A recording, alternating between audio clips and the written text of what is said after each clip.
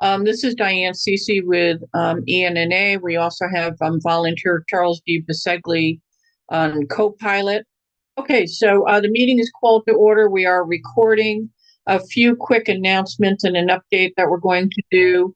One of the things that we want to address is the East Norwalk Railroad station closures that many of you have heard about, and you'll actually be getting some information on that tonight as part of this presentation.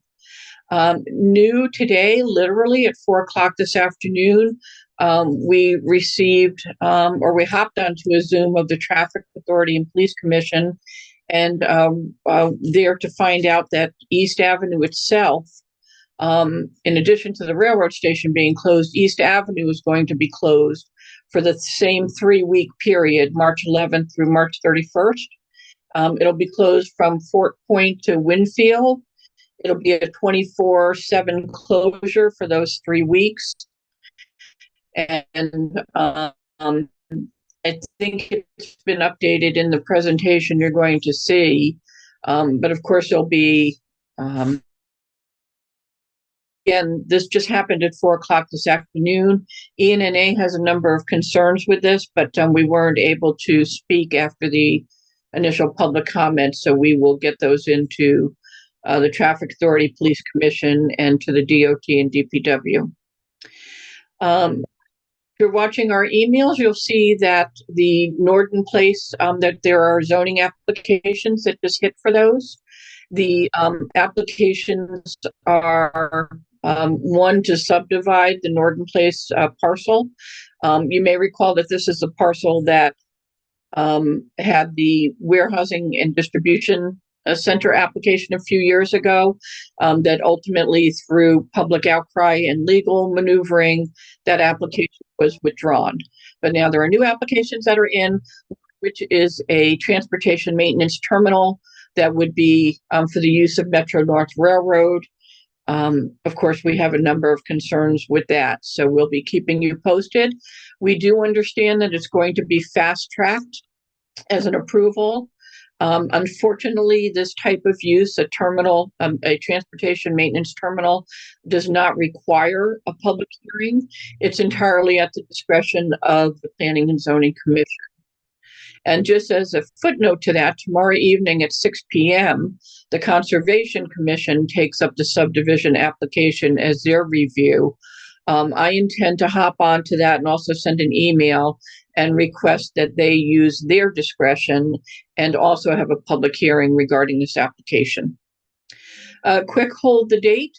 We've already got some inquiries on this already. Our ENNA annual community shredding event will be back by popular demand. We will be confirming the morning of Saturday, April 20th. We have 3 or 4 volunteers signed up right now and would need to have another 2 or 3 volunteers. That would really help out in terms of making sure that runs smoothly. Generally from 9 to 12, but we'll tie that up as we get closer. And then before we get into our guest speakers, just a couple quick things. I'm going to hop down to current business. Just want you to know to follow your emails because we still do have our zoning watch list going. Things that are either in progress, are pending, pending meaning we expect an application, or possible development applications in the next year or so. Cemetery Mill Pond, at this point, demolition is either starting or about to start, and we expect construction, full-blown construction, and or site preparation and construction immediately following. We do have Van Zant Street, the former Jimmy's Deli, watch list.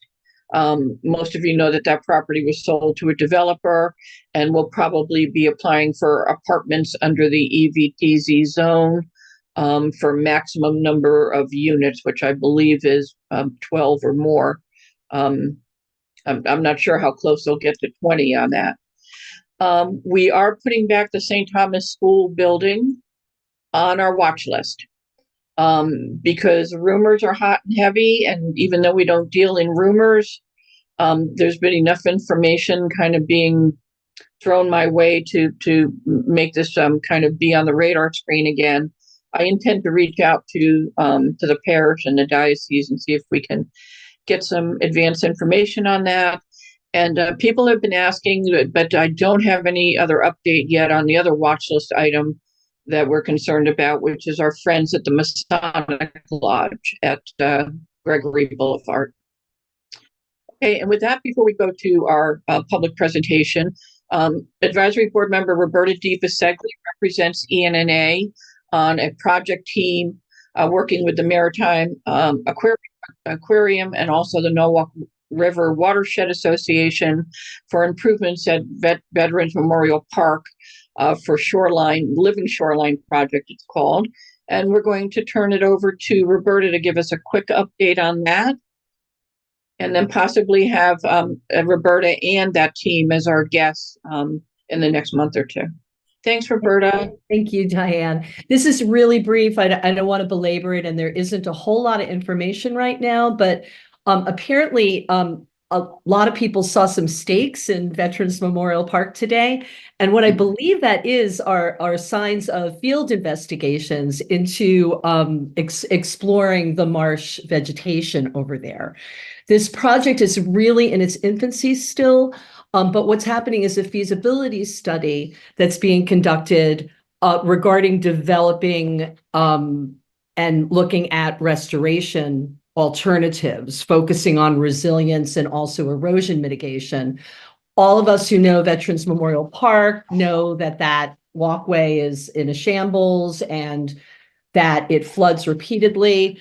So we're hoping that there's going to be some opportunities to enhance the habitat there or even restore the marsh habitat. And they're in the process of identifying strategies to improve the ecological function of the site.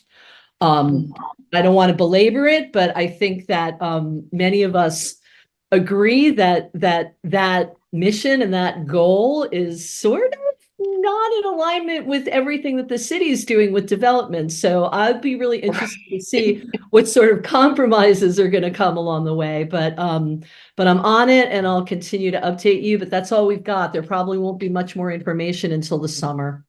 So that's where we're at.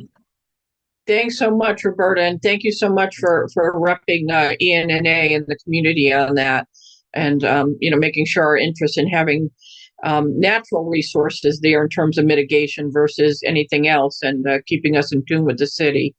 Super appreciate that. Okay, and so I am so excited to be able to introduce a couple of our guests tonight, and they'll introduce the folks who are with them. But we have not had an update really specifically to East Norwalk and East Norwalkers regarding both the walk bridge projects, and I say that plural because it impacts a lot of different areas within East Norwalk, but also the city of Norwalk and their collaboration on the project for the East Norwalk station, East Avenue at the train station, and also the improvements, what's called the East Norwalk. Vanessa, you can correct me if I'm wrong, but I think it's still called the East Avenue Roadway Improvements Project, which has a lot of components, including widening, lowering, improvements for pedestrians, underground utilities, etc.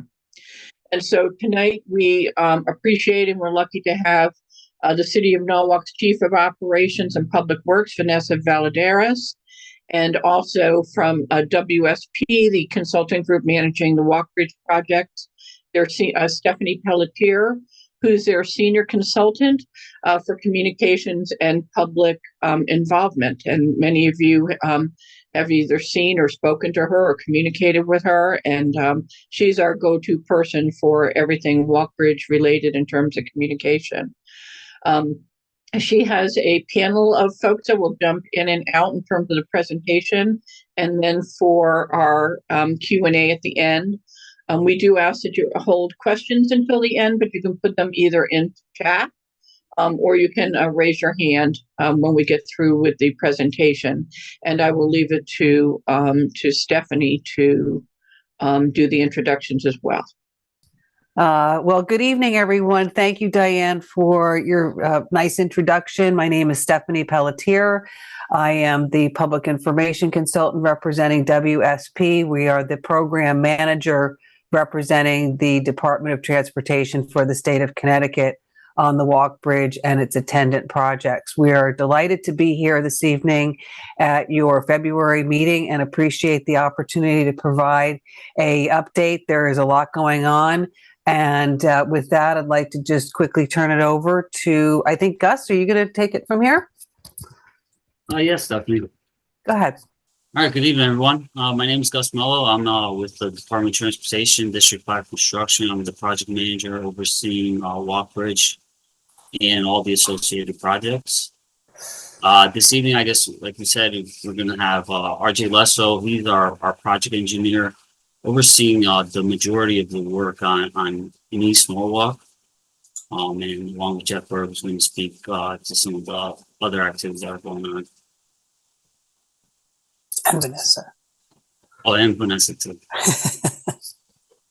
All right, so yes, the big jump to the next slide. All right, so the agenda today is, like you said, we're going to give you a brief overview of the Walk Bridge Replacement Project, give you some updates on that. We're also going to speak about the East Ave improvement projects. There's several projects out there. There's the Link Utility project that's currently ongoing. The Time 2 project, which involves all the local bridges and station improvements, and some of the traffic and safety road closures and public outreach that we're bringing to the program. So this slide here is just showing you a general overview of the Walk Bridge program's project footprint. I'm going to basically look at the project in green. There is the Danbury Dockyard project, which is precursor projects that are currently wrapped up, that were done in advance of Walk to facilitate the replacement of the bridge. That project was substantially completed in December of last year, along with CP 243 interlocking project. In yellow is the project limits for the Walk Bridge replacement, which consists of the replacement of the Walk Bridge and associated track improvements and catenary improvements. In blue is the advanced catenary project, which is currently ongoing. That work is slated to be wrapped up in June of 24 of this year. The Time 2 project consists of replacement of 4 local bridges. That's 4 Point Street Bridge, which would basically replace that bridge in new alignment. The Osborne Ave superstructure replacement, the East Ave Roadway Bridge replacement, and road lowering, and Strawberry Hill superstructure replacement project. In red is the East Ave projects. The light red, or this pink, that's the current advanced utility project that started back in 2001 and is currently ongoing. And in dark red is the Gregory Boulevard, which is called the East Ave Enhancement Project, which consists of road reconstruction of portions of East Ave and Gregory Boulevard, along with drainage improvements and signal upgrades. And we also have, adjacent to the bridge, is the East Ave train station project, which is currently ongoing. All right, so here's just showing you a general project footprint, which basically consists of, like I said earlier, the Walk Bridge replacement and a track work and rail system improvements, and includes the various construction staging areas that we have, basically at the 4 projects of the bridge and at 90 Water Street. This project kicked off in spring of 23, and we expect to have a 6 to 7 year project duration. This is a quick construction timeline, quick snapshot of the work that's going to happen. 2023, we completed the IMAX demolition. We began construction of the staging areas and prepping the site. Well enhancements occurred at Oyster Shell Park, and the contractor started work at the CPM pits at the east and west side of the bridge, and began driving piles for the trestle construction, temporary work trestle at the 4 projects of the bridge.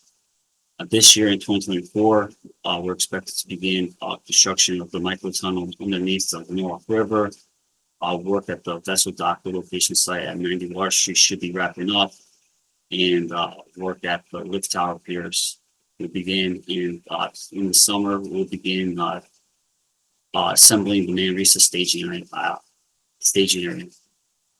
25 contracts can continue with the tower piers and continue microtunnel construction. 2026 microtunnel construction will be completed, and lift tower structure will start erecting and abutment and span work. 2027, that's when we'll begin the floating of the south lift span, and work at the abutments will be wrapped up. 28, the northern lift span will be floated in, and then in 2029, will be miscellaneous cleanup work and site restoration. I guess I'll turn this over to Vanessa to go over the East Ave utility and roadway upgrade. Thank you, guys. So good evening, everyone. For those that do not know me, Vanessa Valadares. I'm the Chief of Operations and Public Works. First, I want to thank you for the invitation. Instead of doing something separately between the city presentation and DOT presentation, we decided to really put everything together because we are pretty much working very close with DOT on this project on the part of the East Avenue. So that's why I'm going to take the slides from here. There is not really much of a change based on the last time that I was in front of ENNA. Maybe a little bit of a change on the schedule because of the way that they are setting up for the walk. But besides that, I don't think there will be any major surprises now. So we're going to look deeper into what we're doing on East Avenue. And I'm going to go a little bit slow because I know it is not, there is a lot of different layers into this. And I understood last time that some people can get confused. So what you guys are seeing on the map is really East Avenue there. So what happened is that for them to be able to replace the bridge, the underground, the utilities that were attached to the bridge had to be underground, okay? So when the city saw that opportunity, we asked DOT if we could take the part of the underground utility that will start going to be happening between Winfield and Fort Point and extend that all the way up to Olmstead. So after a lot of negotiation, they agree with us. And what happened is that we ended up breaking this underground utility project into parts, but it's really one project. It's just the funding that is different. So what you're seeing, the green area that is between Winfield and Fort Point, is what we call the state share of it. So all the underground utility is 100% paid by the state there. And as soon as you get to Fort Point all the way to Olmstead, the city is funding that portion.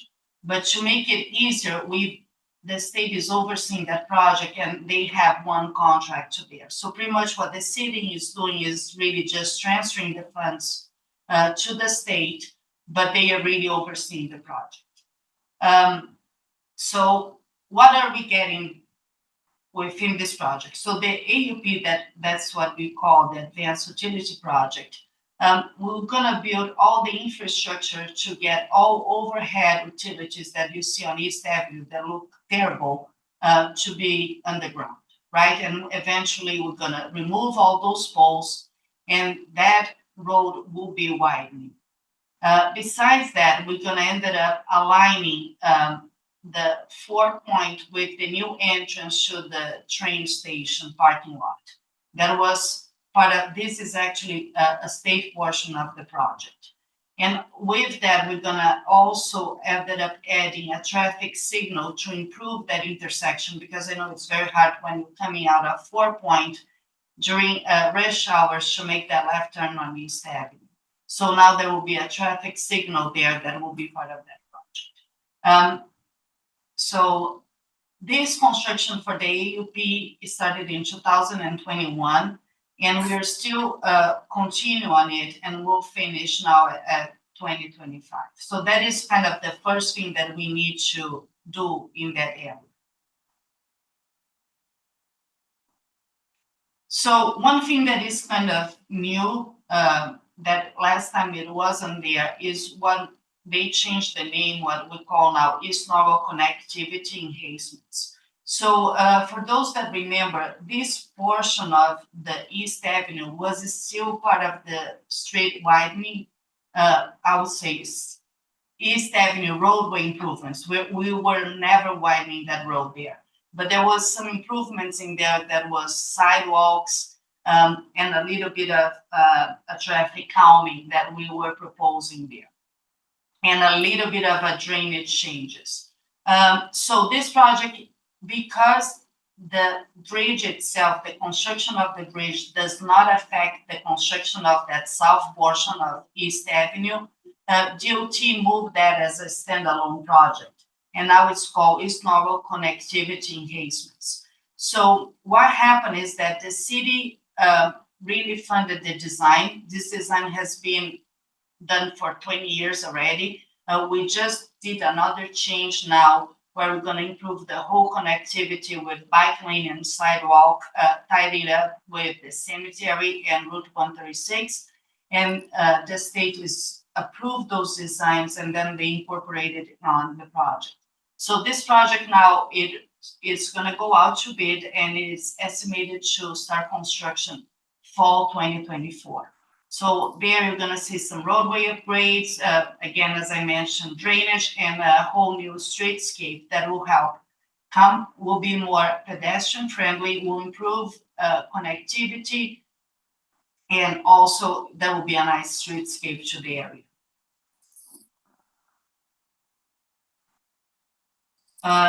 So as part of the East Avenue roadway improvements, that's the north part of it, right? This is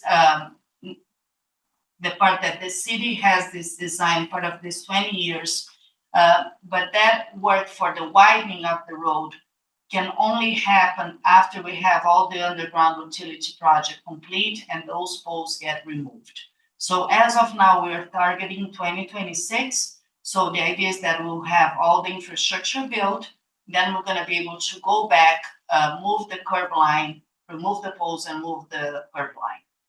And of course, all the nice amenities on the streetscape will happen there. A couple of other things that will happen is that's when first we're gonna get that what you guys call the swallow. I know that Diane has a particular word that she used when we keep changing lanes every block when you come out of I-95 on East Avenue. So with that project, you pretty much are gonna be able to go straight if you're continuing on East Avenue, or you're gonna take the right lane if you wanna make a right on those streets. And by then, with the traffic signal replaced, we're going to be able to have a very good coordination between all traffic lights, and we'll smooth the traffic on East Avenue.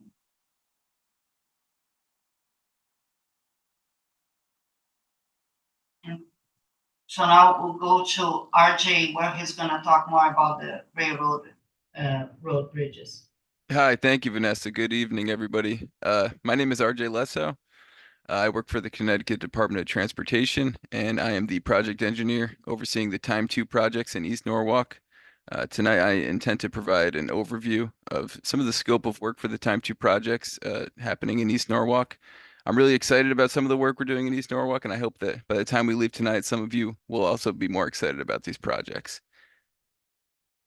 So at this point, you've probably maybe asked yourself, what is TIME? TIME is an acronym. It stands for Track Improvement, Mobility Enhancement, and TIME projects aim to replace aging railroad infrastructure in an effort to increase speed and reduce trip durations on the New Haven line. More specifically, TIME 2 refers to the TIME projects in East Norwalk. So before I go into the scope of work plan for East Norwalk and each individual project, I just want to say that when you look at this map at first glance, it really seems like there will be a lot of disruptions in East Norwalk. And don't get me wrong, there will certainly be some level of disruption, but in reality, it's important to note that a lot of the work that you see here occurs on track. So the actual disruption to local roads and the surrounding community is minimized as much as possible wherever possible.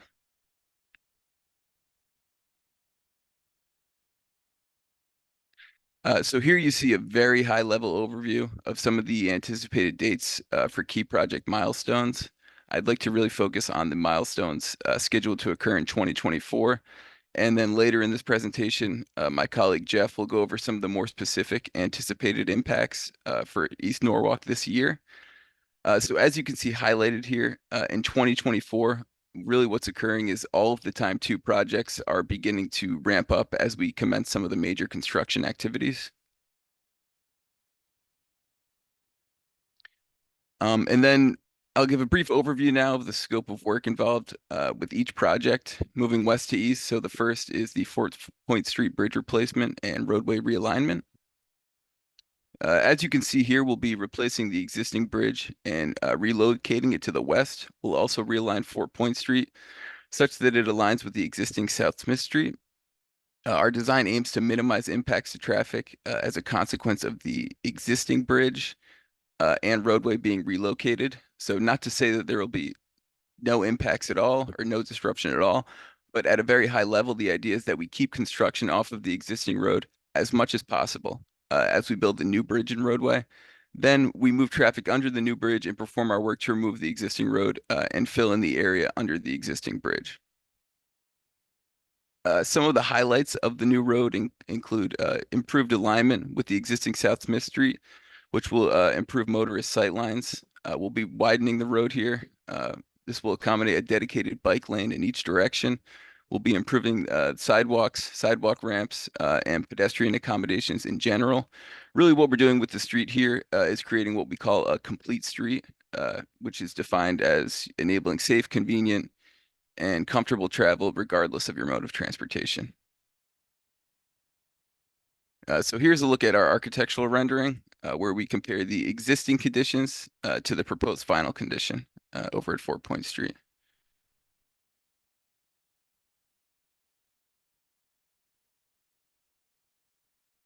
And then moving to the east, we have the Osborne Avenue bridge rehabilitation. If you could move to the next slide, please. Thank you. We'll be replacing the railroad bridge over Osborne Avenue. This bridge is 127 years old. So it's long outlived its intended service life. This is really what we call a superstructure replacement with limited work proposed on the existing substructure and abutments. However, we will mill and pave the existing road and replace the sidewalks in the vicinity of the bridge. And you'll also note some improvements to the existing underbridge lighting when we're completed there. And East Avenue, which really seems to be the star of the show tonight. First, I'll talk about the East Avenue bridge and roadway work. So if, actually, this is the right slide, I think. Actually, no, could you move to the next slide, please, Stephanie? Thank you. So in this rendering here, you'll see we're looking southbound down East Avenue from Fitch Street. As you can see, we'll be replacing the bridge, which is over 100 years old. The new bridge span will be longer, allowing us to widen the road under the new bridge, and it will permit the addition of a center turn lane, as well as sidewalks on both sides of the street under the bridge, and improved bicycle and pedestrian accommodations. So again, like I mentioned with Fort Point Street, we're really creating what we call a complete street here. We're also adding about 2 feet of vertical clearance compared to the existing bridge. And now onto the station. Here you see a rendering of the station. We're looking southbound down East Avenue again. Some key highlights for our station work is the platforms will accommodate 6 train cars versus the existing platforms, which accommodate 4 train cars. Heated platforms will keep the passenger boarding area free of snow and ice. The existing station, due to its year of construction, doesn't comply with modern ADA requirements, so we'll be modernizing the accommodations for persons with disabilities and bringing the station into compliance with the Americans with Disabilities Act. We'll also be adding infrastructure to the parking lot that you can see there, which will improve the water quality of the runoff water flowing into the Norwalk River. And we'll also be, like Vanessa mentioned earlier, we'll be realigning the driveway to the parking lot such that it aligns with the existing Fort Point Street, and we'll be signalizing that intersection. And finally, that brings us to Strawberry Hill Avenue. It looks like our red marker is off a little bit there, but that's okay. Strawberry Hill Avenue, this bridge work is very similar to the work that's occurring at Osborne Avenue. It's another superstructure replacement, so we're replacing the physical bridge itself and with limited work on the substructure. and much like Osborne Avenue, will also mill and pave the existing roadway. So in general, that covers the scope of work at a high level, specifically for Time 2 projects in East Norwalk. Thank you all very much again for having us here. And now I'll hand it over to Mr. Jeff Bird, who will dig into the specific impacts expected this year. Sure. Okay, Rich, hi, it's Diane Cece. Before you leave that, can I just ask you to just clarify, because Strawberry Hill was never part of the original project, Strawberry Hill Avenue Railroad Bridge. And even in the most current renderings, I think on the Walkbridge CT site, it's not noted. Can you share why that was added in, for lack of a better term, at the last minute? So what I can tell you personally is that Strawberry Hill Avenue Bridge was added as a change order to our contract. It made a lot of sense to do Strawberry Hill Avenue Bridge while we're here, while we have these existing track outages, rather than come back and do it in a few years. Thank you. All right, thank you, RJ, and thanks for having me. My name is Jeff Bird. I work with the project management team, and I'll run you through probably the biggest reason we're here tonight is to talk about the upcoming specifics on the work that we're looking at in March and through 2024. So if you could please go to the next slide. Okay, what we have on here on this slide here is some great information on the first this year closure of the East Norwalk train station. As was probably said earlier, this is a 3-week closure beginning on March 11th and running through March 31st. This is a continuous closure. The station will be completely closed. The Metro North trains and Amtrak trains and what have you will not be stopping at this station. I'll run through the slides here. The shuttle bus service will be provided Monday through Friday from the East Norwalk station to the South Norwalk station. There will be 3 runs or three back and forths in the morning during the rush hour period, and there will be another 3 in the evening. We'll actually have a slide coming up a little later that shows the actual schedule, so we can certainly share that. The pickup and drop-off station in vicinity of the East Norwalk station will be the Rogers Square Park Norwalk Transit Bus Shelter that exists today. It's right near that little park just south of Winfield along Gregory. So that will be the pickup and drop-off station location. Parking will be with the closure of the lot. Parking in the north parking lot will not be available. There will actually be parking at the south parking lot for folks that would like to use it. We do not anticipate any impacts to the south lot as far as parking. State, as it said here, under the kind of the bullet on the left there, East Norwalk Station parking permit holders can access the South Norwalk Station garage, like I said, at no additional cost for this 3-week period. The reason why we're closing the station is that we are actually, and I think it was said earlier, we are doing significant drainage improvements to the north parking lot. We will be installing I believe it's about 30, maybe 25 feet by 60 foot detention, buried underground water detention system, and a hydrodynamic separator, which will make sure the runoff from the parking lot is clean and separated from any petroleum or oil or any contaminants to ensure that any discharges we have from that station into the public system and in the channel or in the river are as clean as could possibly be.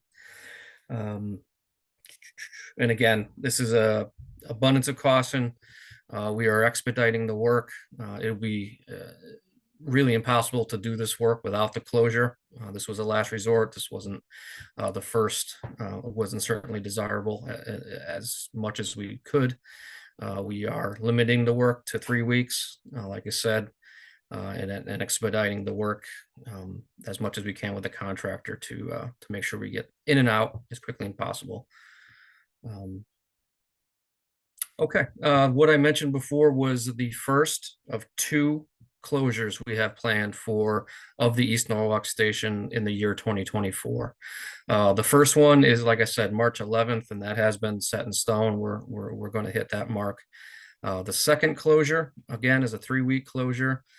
We don't have the specifics of exactly when that's going to be, but we're anticipating probably late summer 2024. I'll just jump right to why we're doing it. This is continuing of the work, but during this closure, we'll actually be partially demolishing the existing north platform and constructing a temporary platform, which will actually be on top on the rail, on the tracks, on the railroad tracks. Again, during this construction, we're expediting the work as much as possible, but we are impacting the actual access to the public for the station, for the northern platform, so we will be closing it again. There will be shuttle service again, very similar to what we're doing in March here. The pickup locations are anticipated to be the same, and the impacts to parking will also be the same. Jumping back to the March 11th closure, as was mentioned earlier, we are also closing the East Avenue roadway. This is a closure that we identified as an opportunity to expedite some of our work. When I say our work, it's the program work. It's Frontier that's actually performing this work, and they are actually managing the closure. But during the station closure, Frontier will actually get in there and complete actually the last of the undergrounding of the utilities underneath the bridge. This actually expedites the need for the current impacts we have on East Avenue. The roadway itself, as the folks that probably use that more often have identified and have noticed, I'm sure, that it's the rideability is a little tricky. I don't know if this group knows, but I'll share that buried underneath East Avenue is a engineered earth retaining system. We had to install that to maintain the integrity of the abutments while we actually undergrounded some of the utilities under there. So whether there is a buried steel retaining structure underneath there with fixed whalers that connect the two.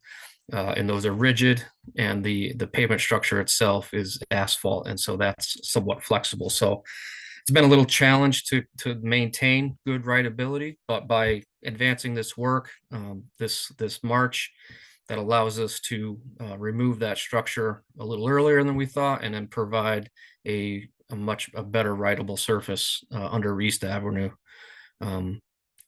earlier. Like was said earlier, we are doing this off peak. This is March. This will reduce summertime impacts, which is the most for the boat show and things like that. Timing it now allows us to do this with least impact as possible to everyone. East Avenue will be closed between Fort Point and Winfield, similar to other closures we've had in the area for the utility work. As you can see on the right, that's the official detour is through Fort Point and then back around to Gregory. Traffic is detoured to Fort Point but then back through Van Zant, like I said. And local businesses and residents access and pedestrian access will be maintained, just like we've done before. We will have VMS signage, which are variable message boards, those big highway message boards, electronic message boards to relay as much information as we can. Go to the next one. This is Osborne Ave. Osborne Ave is also going to be closed during this 2024 period. Looks like we have June. We have identified here June through October. We've closed Osborne just for, like I said, the folks in East Norwalk probably have noticed that we've closed Osborne already earlier at the end of 2024. And I think we opened it in February, reopened it. This is again another closure pending for 2024. Detour will be around Fort Point Street as well. Again, VMS outreach and advanced outreach of the detours, well, like we've done in the past. And again, local businesses and residents will be maintained. Next slide, please. This is Strawberry Hill. We do have some impacts, I'll say, to Strawberry Hill. Nighttime lane closures as needed, no full detours, but lane closures to, again, we're building the north half of the bridge in this 2024 and 2025 seasons. Again, this will be this will be evening hours only. It will be late spring. It's kind of hidden, but I think that says late spring to early fall, probably of 2024 to coincide with the other work we're doing. Again, no detours, no closures, but anticipate alternating one ways from 8 p.m. to 6 a.m. Monday through Friday at Strawberry Hill. Next, please. 4 Point Street and South Smith Street. This is again another impact to the area. This is not a closure and a detour at this time. These are not a full long-term detour like as we're doing on, say, East Ave, but this is September through December, so this is late 2024. These are nighttime closures of Fort Point Street and South Smith Street. I'm sorry, South Smith Street is during the day, and we're actually doing some retaining wall work on the north side of near South Smith Street, and South Smith Street is just north of Fort Point. This is again off-peak travel. We're doing this next late fall, early winter, next 2024. This late in this season. Road closures will be coordinated when current operations are underway. We do have restrictions that we will not be closing and detouring East Avenue at the same time we are closing and detouring Fort Point Street. That will ensure truck traffic as well as minimize impacts to the public as much as possible. Next slide. We can go back and have questions. I'm kind of going through this a little quickly. I'm sure people do have questions, but just kind of want to get through it, and then we can double back with questions and certainly go back if bring up other slides. So with that, I'd like to turn it over to Stephanie again for our public outreach portion. Thank you, Jeff. Thanks, everybody. This is our public outreach toolkit, if you will, which is a very robust suite of tools that we utilize consistently and as a timely basis as often as we can. For those who don't know, we do have a welcome center that is now reopened. We're located over at 24 Marshall Street, so we encourage neighbors, friends, stakeholders to come and visit us and ask any questions or inquiries. We do issue a weekly construction news. Please get on our mailing list for that. We'll have the details on how to do that later. We host a variety of community events. Typically, we've been at the Oyster Fest, which is a nice opportunity to interface with the community. We conduct various meetings, such as what we're doing here tonight. And then for those who have not visited our website, it's a terrific place to get information on not only the Walk Bridge, but also the Time 2 projects. We do have a dedicated page there as we speak regarding the East Norwalk station closure. That's got all of the relevant links and tools you would need to find out your train schedule, to find out information about parking, and to find out information about the shuttle that's at, I believe it's Roger Ludlow Park. That's the park where the bus shelter is. So you can link away on that dedicated page. We also do, just as a sidebar, we have a variety of the detours on an animated loop. So as those detours start to come online, we'll be posting those on our social media outlets as well as on our website for those who wish to follow along to study the detour, more closely. And then this is just a real quick reminder of how you can get in touch with us. You can also call. You can also send us an email at info@walkbridgect.com and follow us on all of our socials. We post regularly. We have pictures, we have links, we have maps, and we are a community resource for the entire Norwalk community, recognizing that keeping everyone safe, the traveling public, is a top priority, and keeping all of our team and workers safe out there by communicating and working together with the city of Norwalk. We know we can deliver great things. It seems painful right now, no doubt about it. We ask for continued patience with the community, and we appreciate the patience that everyone has been exhibiting. The roads are narrow, we understand that, and having the public be a team member in that safety message is really, really important. So we thank everybody for their continued cooperation.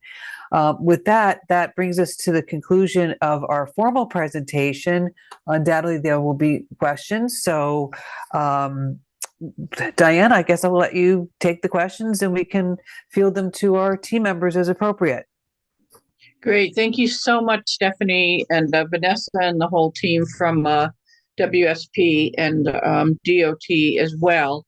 I think what we'll do, what we typically do is Charles will watch for anybody's hands that's up, but I think that we probably had some questions and comments come in through chat, so we can address those first, and or we can go back and forth between chat and having folks having their hands up. I do want to just mention a couple of things before we start with that, though, that the Stephanie had just mentioned the weekly newsletters that go out regarding construction news. And I really do encourage folks to go ahead and sign up on your own to get those directly to your email box or whatever means are available. A lot of times we have people, kind of inundating ENNA looking for that information. And really then we're just trying to turn over things that then aren't as timely coming directly from Walkbridge. So please sign up for that. And like you said, that does come out weekly, and it gives you at least the upcoming week of what the activity would be. And then I'm hoping that folks have a lot of questions for you, or if people need clarification. And then before we wrap up, I have a number of questions myself, but I really want to get this out to the residents. So Charles, are you ready to kick off, and we can go back and forth between chat? Yeah, sure. Actually, there are no hands up at the moment, but just going in order, there were two questions about the design of the new station, and people were curious about the building that was there. It's no longer there in the renderings that we saw. Is there going to be an indoor space like that building is right now? Good question.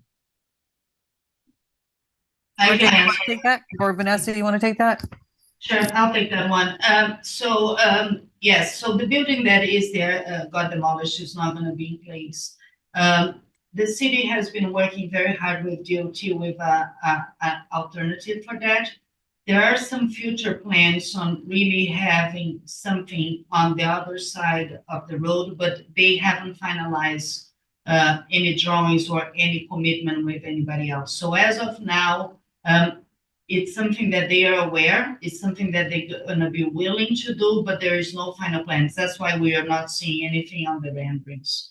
But from the city side, the city understands the need for the community, and that's what we are working on with DOT to be able to establish a very nice building there in the future.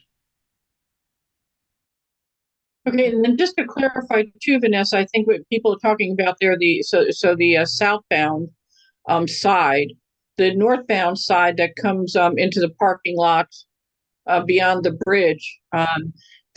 There was a commitment there from the developers of Brim and Crown, though, to also put a structure there as part of their mixed use, presumably to be maybe a coffee shop or newspapers, or is that still in the plan? And then also, is there an opportunity for the latest developers then to be able to provide funding for the other side of the street? Diane, that's exactly what I believe that DOT is working with, but because nothing is set on stone yet, it cannot be already official public, but they are working on it. But yes, the latest is that they were working with some developers and then they will be responsible to provide an area where the people also can stay, or they're gonna at least provide like a coffee area or another type of building. But that deal is not done yet. Neither the city has seen the final drawings for it. So that's why we cannot say this is what is happening. But what I can say is that the city is definitely supporting that there will be some type of accommodation and better access to the people that will be taking the train. As soon as we have any news, we're definitely gonna be able to tell everyone. Okay, thank you for that. I happen not to be a commuter myself, but we do have a lot of local residents who are. We understand that this is also a bit more of a, not regional, but a lot of folks use this station. If you're on this Zoom and you are in East Norwalk and you're a commuter and you're concerned with the potential for the availability for those structures and amenities, please send emails in to the Walkbridge team, and you can copy East Norwalk Neighborhood Association as well. So we're aware of what people's desire are there. Okay, thanks, Charles. Okay, the next question is back to the train station. Where can people find the shuttle schedule, and will it be posted at the actual station before the closure? I can take that one. The shuttle schedule is on our website at walkbridgect.com.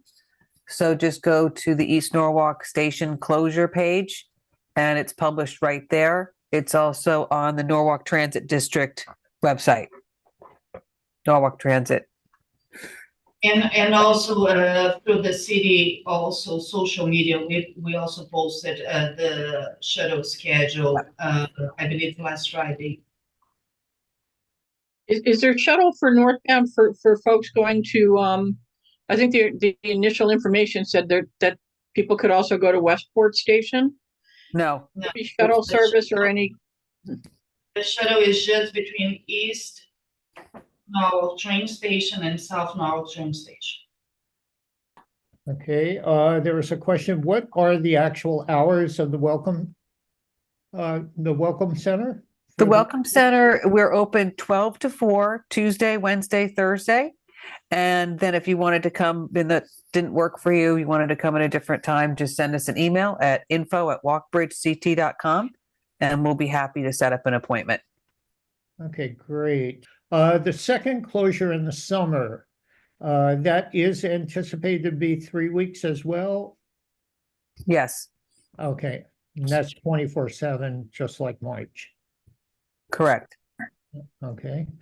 Okay, next one, will tractor trailers be able to transit East Norwalk Railroad Bridge once complete? Yeah, And just to clarify, so the answer to that is yes, because the clearance goes to 14.2, and that was the original design, as you know, that we opposed, but it's still in there. And I think we have some hands raised too. Thanks, Charles. okay, Lynn, you're up next. Accept the prompt. Thank you. Can you hear me? Yes, we can. First, I want to thank East Norwalk Neighborhood Association for arranging this presentation and for the presenters for sharing the information. I know my comments are not about the closures, but I do remember when this big billion-dollar bridge was proposed. Many questioned the need for a lifting bridge at all in this location. We needed a new bridge, as DOT realized back in 2014, but this huge lifting bridge, virtually a copy of the bridge between New London and Groton, also done by also a WSP project. The reason given by the DOT was that if we had a big lifting bridge, then Norwalk would attract marine commercial businesses upstream of the bridge. City leaders knew their plans were to drop the marine commercial zone, but increased marine commercial business was still their stated rationale for this bridge. Is our mayor, our ultimate city leader, really expecting more marine commercial business because of this bridge? Or did he just listen to his chief of staff, now a DOT commissioner? Did any city leader ever believe this new billion-dollar bridge would bring marine commercial business to Norwalk with zoning set to change? Will this bridge ever lift? Now the Norwalk public will pay on many levels for many years to come. East Norwalk will have inconvenience, pollution, increased traffic, decreased quality of life. All Norwalk residents will have increased future expenses and increased taxes for stormwater management, infrastructure, and emergency management. Water quality recommendations from the Harbor and Shellfish Commission have been ignored. City leaders who negotiated on behalf of the public interest suddenly have new jobs at the DOT, an appearance of conflict of interest. The PR. I don't want to interrupt you, but in the interest of time, because we have a bunch of people on here, Yeah. do you have some specific questions or concerns? No, I'll say this. We cannot change what our city leaders have already approved, but we can still question terms with Eversource. Norwalk taxpayers need to require Eversource to post a bond because city leaders will not. The proposed Eversource work is below public property, a dock that will require service and ongoing repairs that should be paid for by Eversource, not Norwalk, because Eversource selected this location, and there will be ongoing expenses. Thank you. Thank you, Linnell, for that. And you just reminded me of something too. So as part of the Walk Bridge project, you know, a whole lot of it seems to not necessarily impact, it impacts our whole community, but some of it is not directly impacting East Norwalk.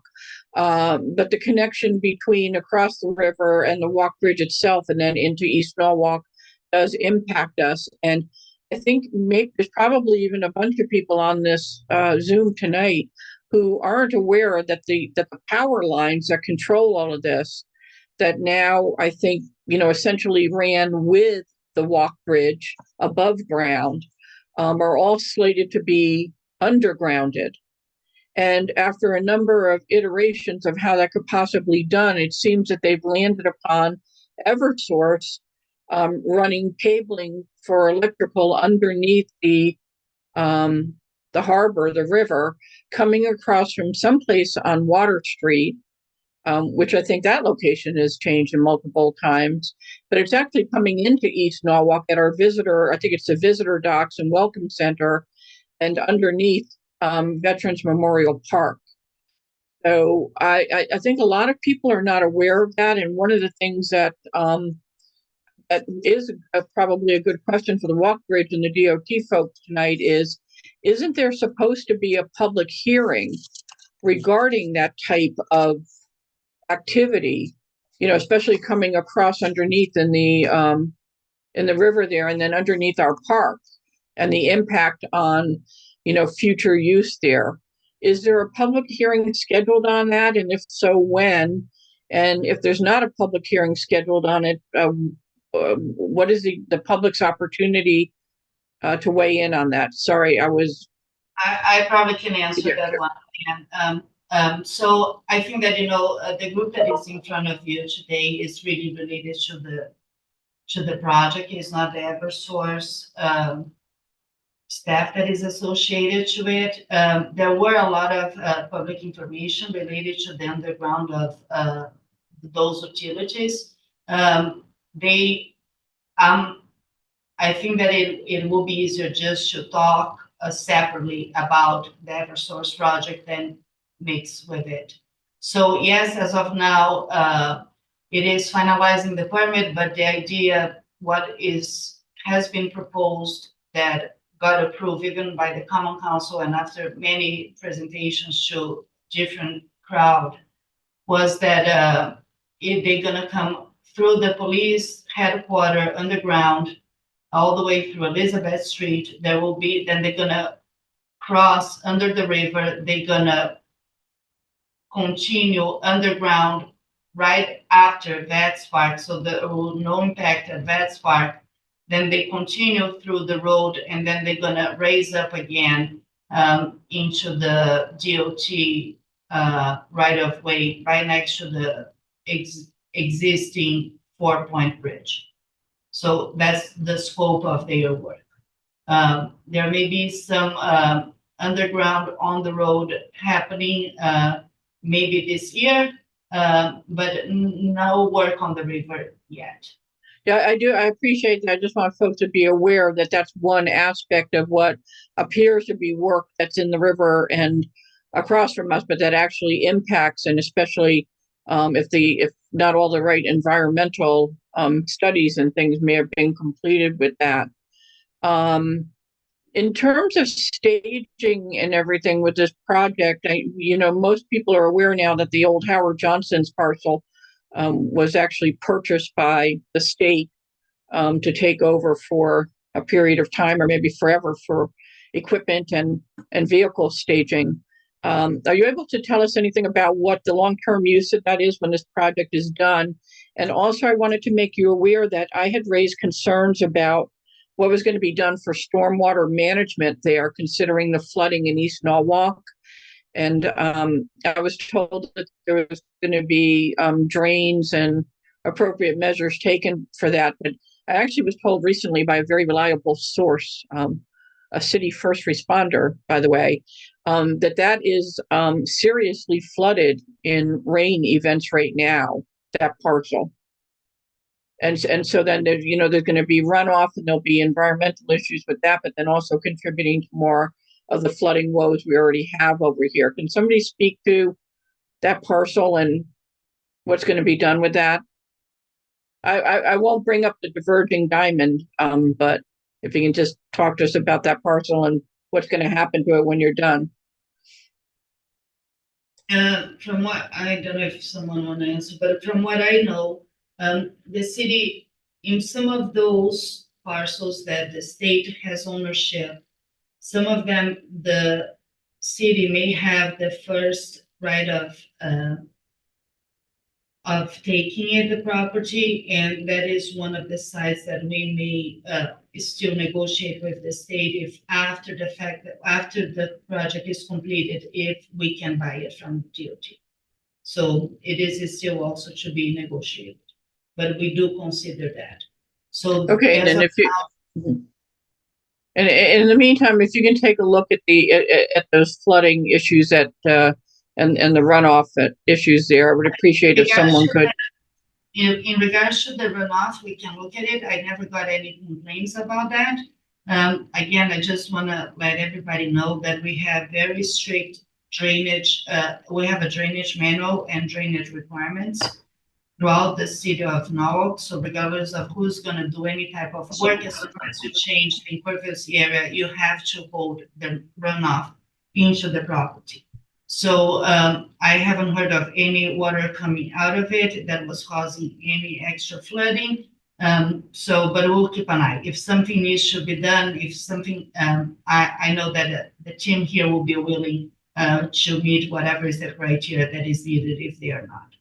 Okay, and the folks that are on the site there can certainly report into you instead of asking residents to kind of go out and take pictures. That would be helpful. Okay, Charles, back to the residents' questions. Okay, is the interlocking project complete? Yes, it is. That project was completed on November of last year. So if folks have questions regarding the project itself or the scope, any of the work that you saw at any of the railroad bridges or East Avenue, again, you can raise your hand, or if you're on the phone, you can jump in there. I have a couple of questions too. I just want to make sure that I'm clear now on the Strawberry Hill Avenue Railroad Bridge being added into the project. with the scope of that, is the clearance for that bridge changing from the 9.6 to anything? No, the clearance will remain unchanged. It'll match existing at 9 feet 6 inches. Okay, is there a reason why that clearance isn't changing on that bridge? I thought that the state standard then required any work to then comply with the. Oh, that's what we were told when we had to go to 14.2 on East Avenue. Well, this bridge isn't a complete bridge replacement. It's just a superstructure replacement. So therefore, we're unable to change the clearance of the bridge. So in order to comply, in order for us to have to meet that requirement, it would require us to have a full replacement of the bridge. Okay, maybe that's just where the terminology comes in of superstructure versus the bridge replacement, but Superstructure is just the metal beams going across the roadway. mm-hmm. Okay. And Charles, hop in if you see a hand go up here, but I wanted to ask a question too now about the new news that we received today about Frontier doing the fiber work underneath the East Avenue Bridge with the 3-week closure. And you may have mentioned it, I'm not sure if I missed it or not, but why wouldn't they have done that work when all the other utilities were doing that work and the road was open? That's my first question. Well, I mean, I could take that question. That roadway underneath the bridge there is very narrow. So all of the utility work there was done one utility at a time. So Frontier was basically the last one, and they are the only utility that's being self-performed. So all the other utility relocations was performed by a DOT contractor. So all that work was completed, and now it's Frontier's turn to lower their utility. And Okay, all and then utilities were not performed under a closure. The Frontier utility is a more complicated relocation because they actually have to move the alignment of their utility. They require to have larger segments of the road open in order to lower their cable. Okay, and who actually pays for that work? Is that which part of the billing does that go to? That is performed by Frontier. This one is also it will be DOT. Well, So no, remember, DOT. So no, Frontier is paying for their own relocation, so that they do not receive any state or municipal funding for that. Okay, one of the reasons why I'm asking that question, and don't take this as if I'm saying that I would know any more than any of you folks, because I don't know any of it, but my understanding is that doing the 3-week closure is as opposed to doing it, doing lane closures that then would stretch this work out for months in terms of keeping lanes open and only being able to do the work at night. But when I was on the traffic authority meeting today, they explained that this is going to be closed for 3 weeks, but that they're doing it only in single shifts, either 7 to 3 or 9 to 5. The cost to our community of having that detour there for 3 weeks is just immense. And so why can't the DOT then tell Frontier that as part of their plan, they have to do 2 or 3 shift work? So in other words, instead of the 3 weeks, why can't this be done in a week or so, and they can foot the bill then for having round the clock and just do it faster? Because you're going to keep the road closed 24/7 anyway, so why can't they be working? well, because sometimes we try to maximize the construction. So what they are already willing to do is that they're gonna work longer hours than the regular shifts to be able to do in 3 weeks. At the same time, we don't want to disrupt even more, right? Because sometimes you have at night and you have the complaint that people will be working and really be very noisy throughout the night. So we think that a 3-week closure instead of 2 weeks or 2 weeks and a half can keep them just working through the day. Okay, I understand what you're saying, but I think maybe the community would be more amenable to just kind of biting the bullet on this one and having the multiple shifts and just getting it done.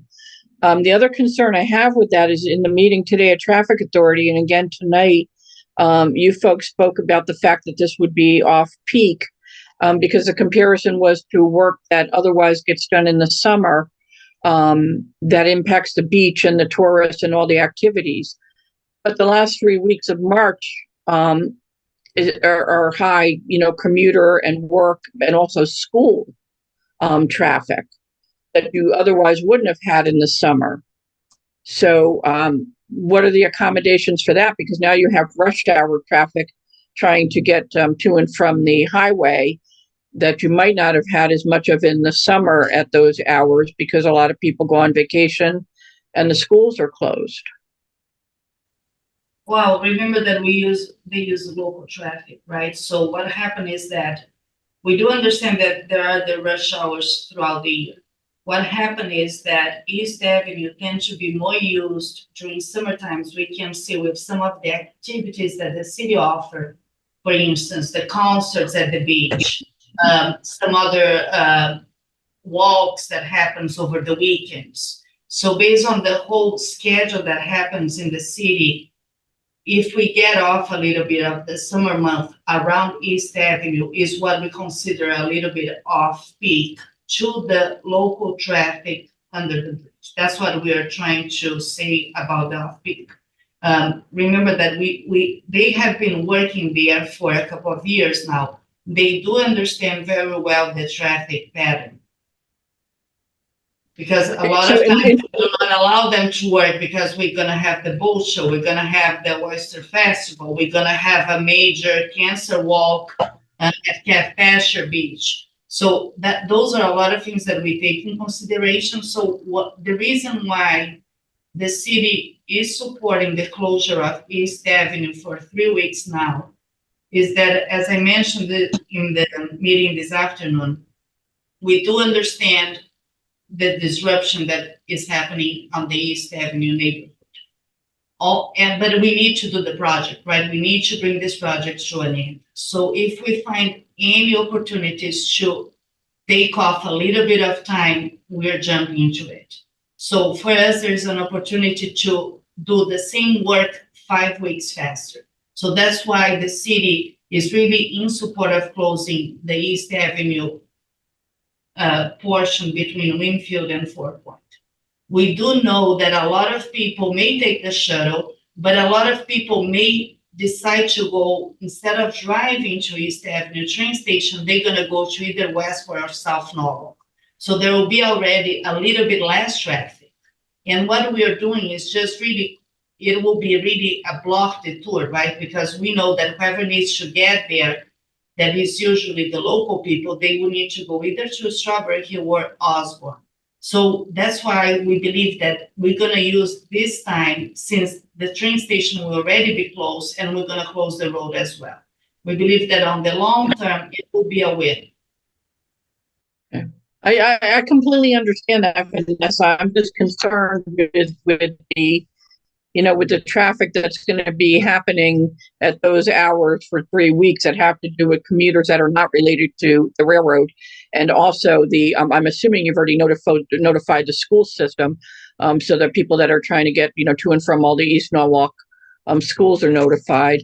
And I know that you've already talked to the city regarding emergency, ambulance access and everything else. But I think that this is something, if there's still an opportunity to discuss this work being done at night in 2 shifts and getting it done sooner, that would be, our preference. And again, this only just came up today, so not anyway. Okay, Charles, more questions? There's a couple things in chat. The first one is Fitch Street is prone to flooding. Will this be addressed during this work as well? Vanessa? I don't know exactly what part of Fitch we're talking, but definitely with the improvement of drainage that happens on East Avenue, the surrounding areas will see the benefits. But Fitch Street, I need to look at the map. I don't have Fitch Street flooding all the time that we have any type of rain. Sometimes when we have major storm events, There may be some flooding there, but unfortunately, I have those in a lot of different areas. But yes, the short answer is yes. As soon as we improve the drainage throughout East Avenue, the surrounding streets will benefit from it. Okay, thank you. The next question, well, it's actually a statement from Sandy, who is a commuter who walks to the East Norwalk train station, but she says that the shuttle buses are too early in both the morning and the evening. Is there any talk with Wheels to you to extend their services? Good The question. way that I believe that they set up the shuttle buses was based on actually the riders that go to the station and take those trains. So it's not that we decided to come up with a time, Metro North is able to give us the name of more or less the number of people that boards on a certain trains in the morning. So that's where we decided to put the shuttle around the busiest trains where people really commute to. If I believe that if, as soon as we start implementing, if there are more people that may need to have more shuttles, I believe that either the city as the state will take in consideration if we need to expand a little bit for different hours. As of now, that's how we set. Thank you. That's it. Vanessa, at some point, would you be able to provide a rendition of the complete East Avenue project for when it's complete, showing from I-95 all the way down? Similar to the rendition that's being used at highlights at Fort Point and the station, right there at the gas stations. Can we get a rendition? Yeah, we've been asking for. We never did a rendering, and I'll be very honest, it's very costly. Right. Usually, don't let the DOT people listen to me, but most of the time I ask them to do it so we can use. But unfortunately, it is beyond the limits of their work, and I'd rather spend the taxpayers' money on something else than the renderings. I understand that it's easier to visualize, but again, I'm happy to maybe show drawings and all that, but it's pretty much like just a wider sidewalk, that will get a wider road with a sidewalk and all Well, that. I think, there's going to be wider sidewalk. There's going to be, buffers. There's going to be, I think, tree plantings. We'll have the undergrounding of the utilities. There'll be some decorative lighting, I believe. But maybe you can get an intern or someone, but literally, I think for unfortunately. Yeah. I think, just to be fair, Stephanie, people Vanessa, people have been asking for, probably more than 5 or 6 years and to see that. And, we need to get some money in the budget so people understand what the pain and suffering is going to result in.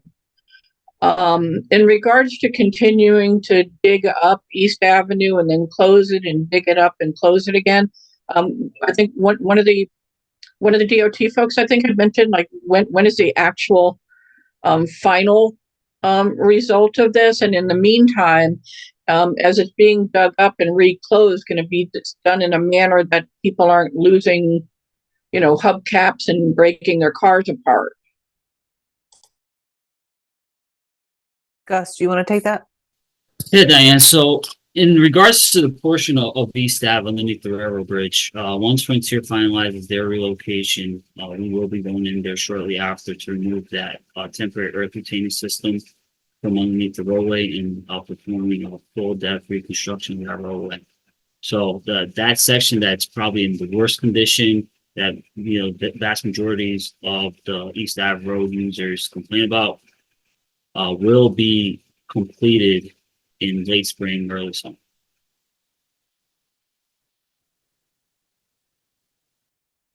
Of this year you're talking about, correct? Correct. Okay, thank you. And the light at Myrtle and East Avenue is still in the plan, correct? It's just going to be retimed or new lighting? Myrtle? I think that's for Stephanie. From time to time, there's been a re-review of maybe taking that light out when the Fort Port light comes in. So I just No, want to make sure that Myrtle stays. Myrtle stays. There is the only thing that they're gonna get improved because we're gonna change so it can be better synchronized. There is no removal of traffic lights on East Avenue. We are adding one at 4 Point and East Avenue.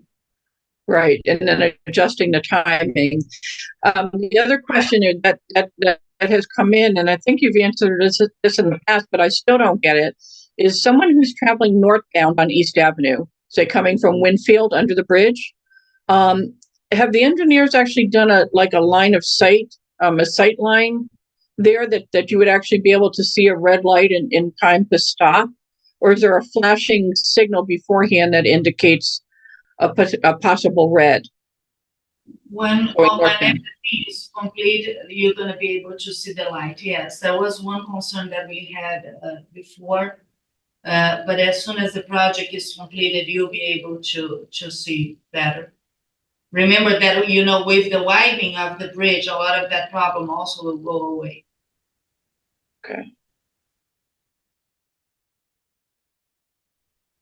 Anything else, team, or just about? We could also take further Okay. questions again via I think our Mr. website. Bonner, he has his hand raised. Thanks. Somehow the hand raising thing isn't there, so I'll have to figure that out on my own technical side. But maybe you've addressed this before, but is Cemetery Street going to remain as 2 lanes for the safety version, or is it going to be cut down into 1 lane because the developer was short on his parking places and he asked for parking along there? I personally think that it's important for the first responders to be able to get down the road, and I don't know what the final answer was, and so could you help me out? Is Cemetery Street going to remain as 2 lanes? Cemetery Street. Yes. Yes, sure. So I just want to clarify one thing. I think that is important for everyone to understand.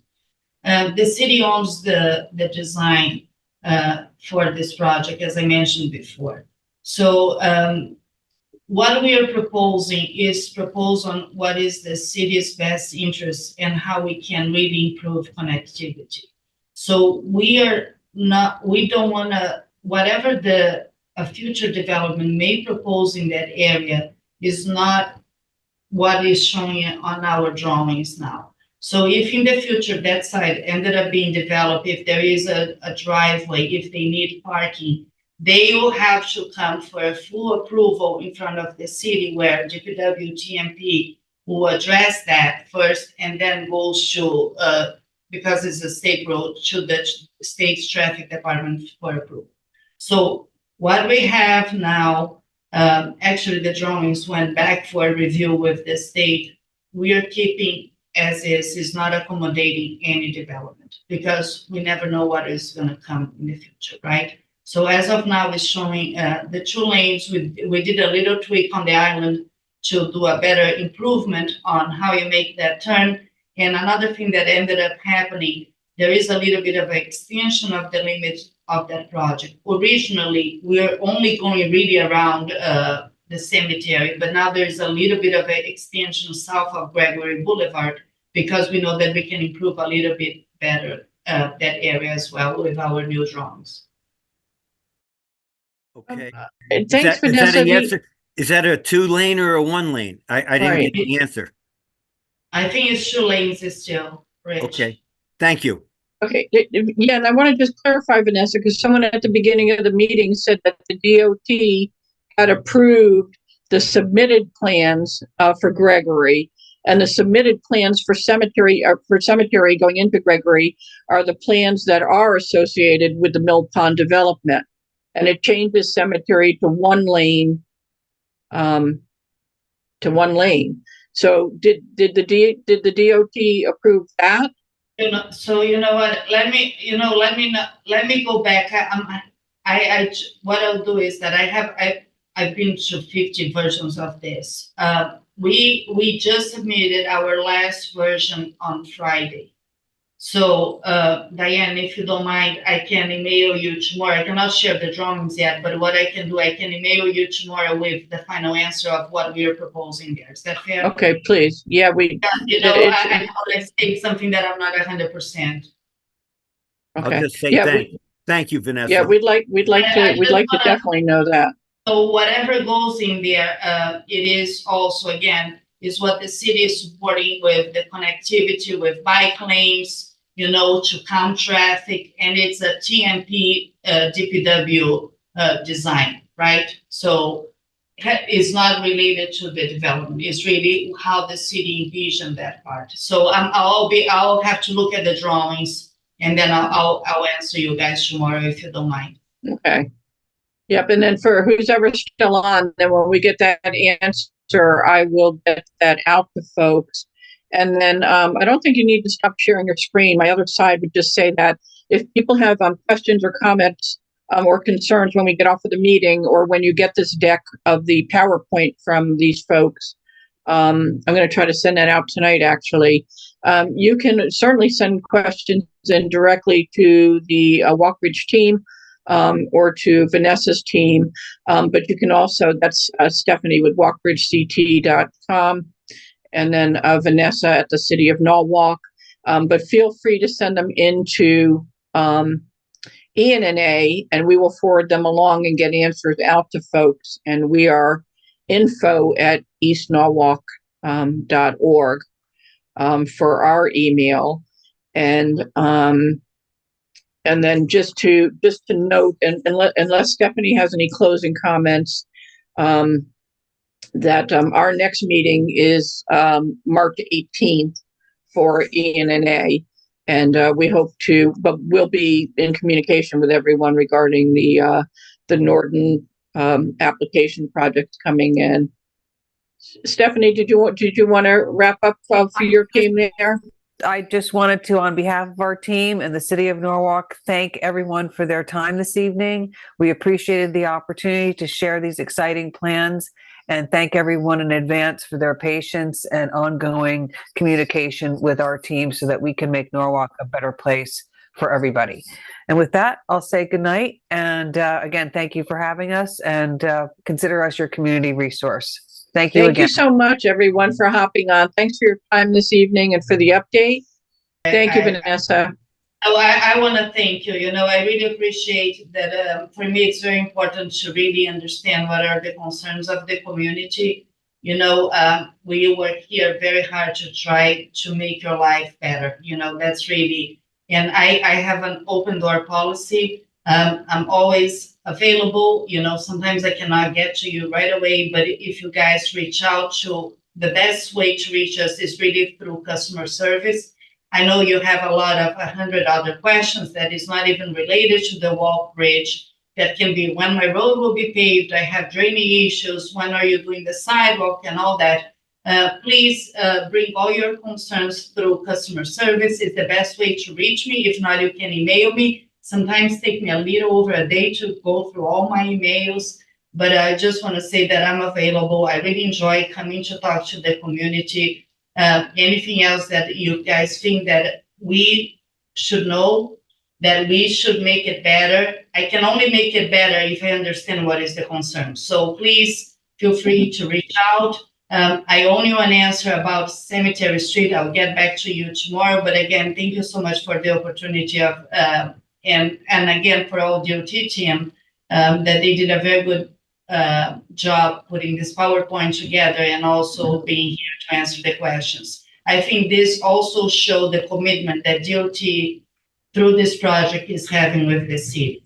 You know, I know it is annoying to have a work right next to our homes, but you know, I think that at the same time, we are very lucky that we built this great relationship with Connecticut DOT, that they are willing to come here, listen to the concerns that we all have, and most of it try to address, you know. So, but for instance, the shuttle was something that until 3 weeks ago, we didn't get a shuttle, right? And then they understood that we need a shuttle, and then they came with a shuttle. So I want to say that because there's a lot of work behind the scenes that we do, and this is really a great team and shows how much the department is really committed to Norwalk. And I think that they need to also be accounted for it. So thank you so much, everyone. Yeah. And I will vouch for I have the opportunity or the need to reach out to either Stephanie Pelletier or to Vanessa Valadares, that both of them are extremely responsive. We don't always get the answers we want to hear, but they're not dodging any of the questions. And very often it's ENNA and you folks that are bringing up some good suggestions on how to do things. And both of them are willing to say, hey, that sounds like it might be something we can do and it might be better. And they're always willing to consider that. So I can personally vouch for that. And I certainly thank Stephanie and Vanessa both, who it's not unusual for them to be answering me late at night and on weekends and holidays too. So thanks for that. Not that we try to avoid that, but okay. Thanks everyone. Thanks for the DOT, WSP, DPW folks. If you have any questions, comments, suggestions, or concerns, you can reach us at info@eastnorwalk.org. Have a great night, and I'll remind you, please watch your emails over the next couple of weeks, because there's going to be a lot of stuff that we'll need to talk about with Norton Place coming up with those applications. Good night, everyone. Thank you so much.